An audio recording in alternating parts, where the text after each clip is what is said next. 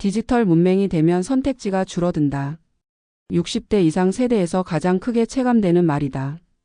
돈이 부족해서도 건강이 나빠서도 아닌데 어느 순간 선택지가 줄어들었다고 말하는 분들이 많다. 그 이유는 바로 디지털 뒤처짐 때문이었다. 한 은퇴자는 이렇게 말했다. 스마트폰이 어려우면 생활 자체가 어려워지더라고요. 이분은 63세 전직 은행원으로 일할 때는 디지털에 큰 어려움이 없었다고 했다. 하지만 은퇴 후 급격히 변한 환경을 따라가기 어려웠다. 특히 구직 활동에서 문제가 시작됐다. 노인 일자리 지원부터 지역 강좌 신청, 교통카드 등록까지 모든 과정이 앱 기반으로 바뀌어 있었다. 이분은 나는 일할 의지도 있고 몸도 건강한데 신청을 못해서 기회가 사라졌다고 말한다. 이 현상은 실제로 수많은 은퇴자들 사이에서 공통적으로 나타난다. 노후에 필요한 선택지는 점점 디지털 영역에서 제공되고 있다. 할인 혜택 정보 일자리 복지 커뮤니티 모두 앱과 온라인 기반으로 재편되고 있다. 따라서 디지털 문맹은 단순한 기술 부족이 아니라 생활 기회의 축소를 의미하게 되었다. 한 58세 조기 은퇴자는 외출을 꺼리게 된 이유를 이렇게 설명했다. QR 결제, 모바일 쿠폰, 무인 주문대 처음엔 별거 아닌 줄 알았는데 매번 도움을 요청하는 게 너무 싫더라고요. 이분은 심지어 친구 모임도 불참하게 되었다. 모임 장소가 대부분 무인화된 카페나 온라인 예약이 필요한 곳이기 때문이었다. 심리적 위축은 결국 사회적 고립으로 이어졌다. 하지만 반대로 디지털 적응을 통해 노후를 훨씬 넓히는 사례도 있다. 67세의 한 은퇴자는 스마트폰 활용 교육을 6주간 꾸준히 듣고 난 뒤 삶이 달라졌다고 했다. 처음에는 카카오톡 사진 저장조차 어려웠지만 지금은 온라인 강의, 지역 봉사활동 신청, 전동 킥보드 안전 교육까지 스스로 해결하고 있다. 이분은 내가 못하는 게 아니라 배우지 않았던 것뿐이었다고 말했다. 그리고 새로운 디지털 능력이 일자리 선택권을 회복시켰다. 디지털 적응은 더 이상 세대 차이의 문제가 아니다. 노후의 자존 감기 회관계 소득을 좌우하는 핵심 전략이다.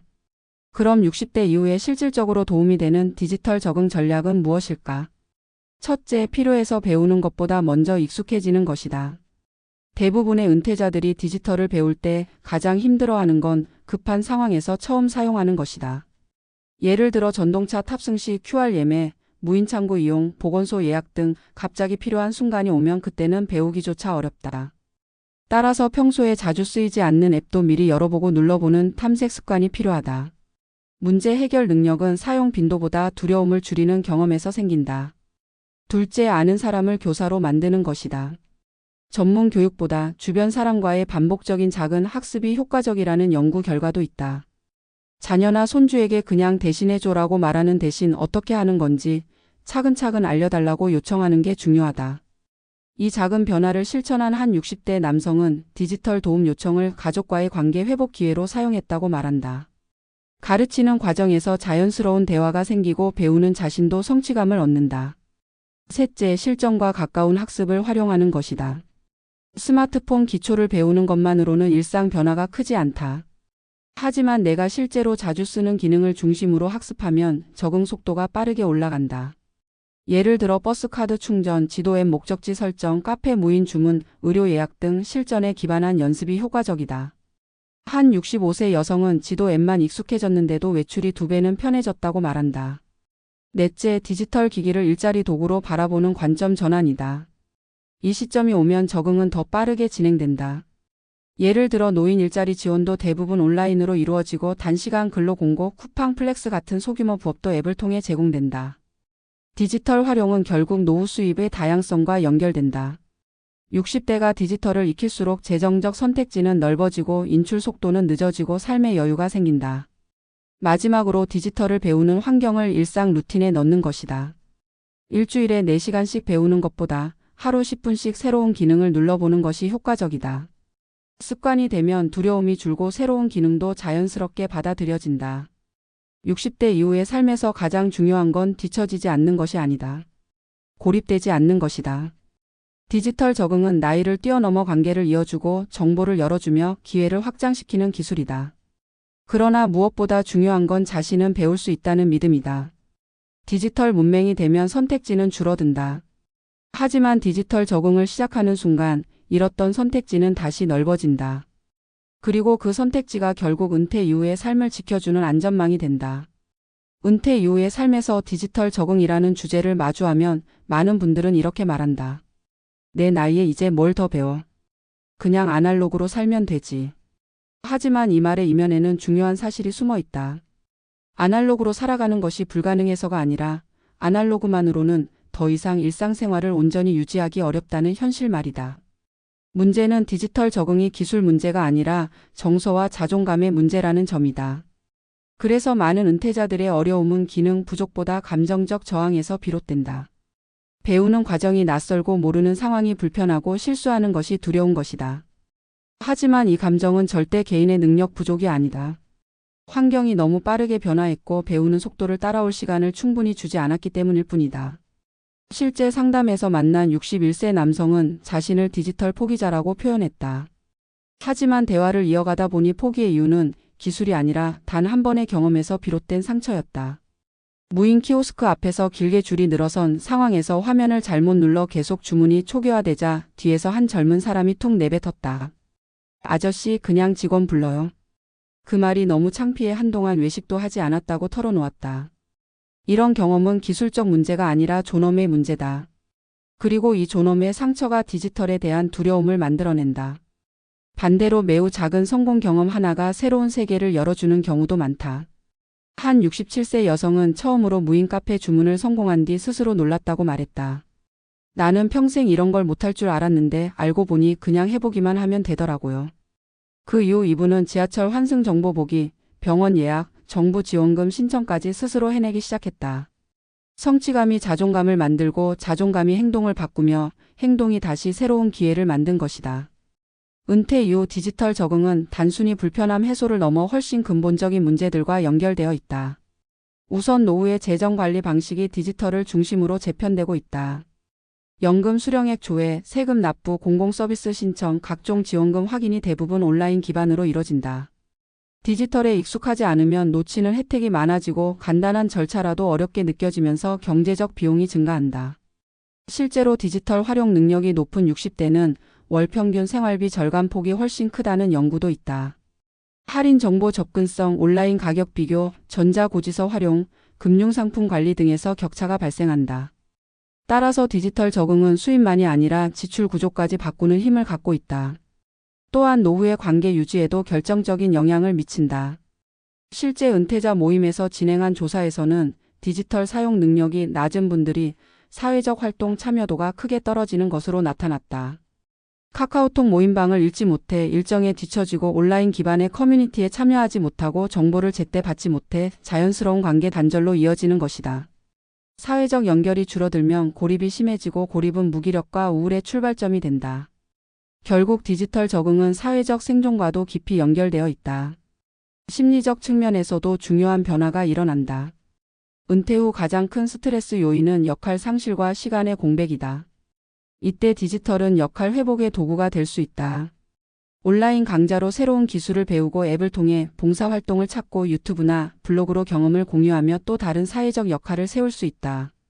디지털은 단순히 화면을 보는 활동이 아니라 새로운 자아 정체성을 만들어주는 플랫폼인 셈이다. 한 60대 후반 은퇴자는 퇴직 후 무기력감을 극복하기 위해 유튜브 편집을 배우기 시작했다. 처음에는 영상을 자르는 기능조차 낯설었지만 2달 정도 배우니 자신의 솔루션을 만들기 시작했다. 이분은 농사 경험을 기록해 공유하면서 작은 커뮤니티를 형성했다. 그 과정에서 하루의 구조가 생기고 누군가에게 도움이 된다는 감각이 돌아왔다고 한다. 디지털은 자신이 아직 필요한 사람이라는 확신을 심어주었다. 문제는 많은 은퇴자들이 아직 디지털을 젊은 세대의 영역이라고 생각한다는 점이다. 그러나 지금의 디지털 환경은 이미 전 세대의 생활 기반이 되었다. 디지털은 선택이 아니라 생활 조건이다. 이 점을 인식하는 순간 배우는 과정의 목표가 달라진다.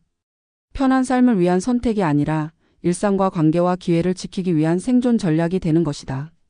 그렇다면 왜 디지털을 배우려는 의지가 있어도 행동으로 이어지지 않을까? 전문가들은 그 이유를 3가지 정서적 요인으로 설명한다. 첫째는 실패 회피 성향이다.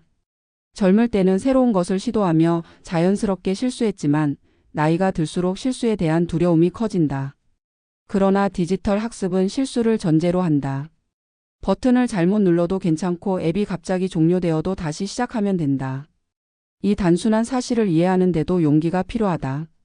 둘째는 주변 시선이다.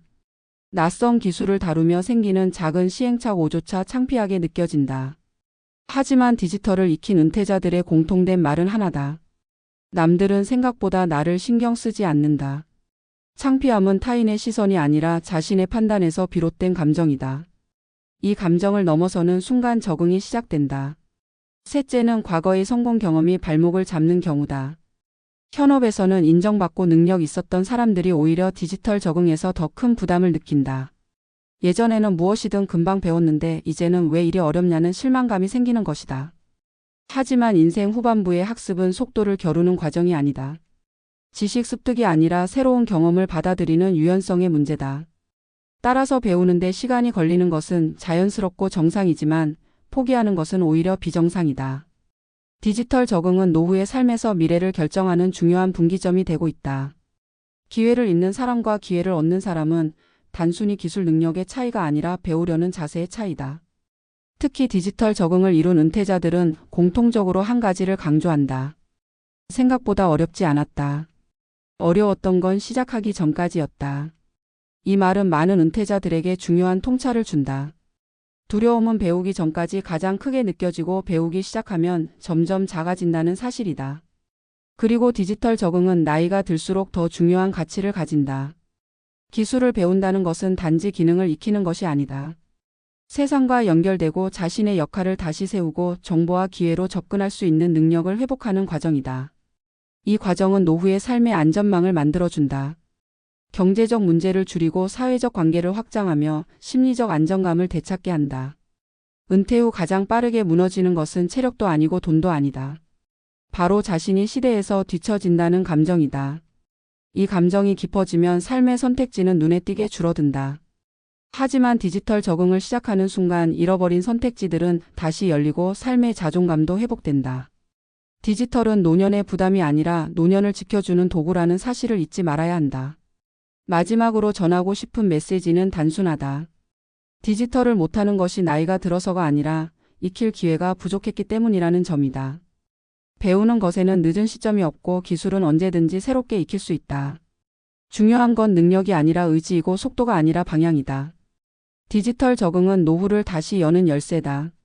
그 열쇠를 쥐는 순간 삶은 다시 넓어지고 기회는 다시 찾아오고 무엇보다 자신을 잃지 않게 된다. 그리고 이 말로 칼럼을 마무리하고자 한다. 나이를 탓하며 멈추는 사람은 세상을 좁히고 새롭게 배우려는 사람은 나이를 넘어 세상을 넓힌다. 선택지는 기술이 아니라 용기가 만든다.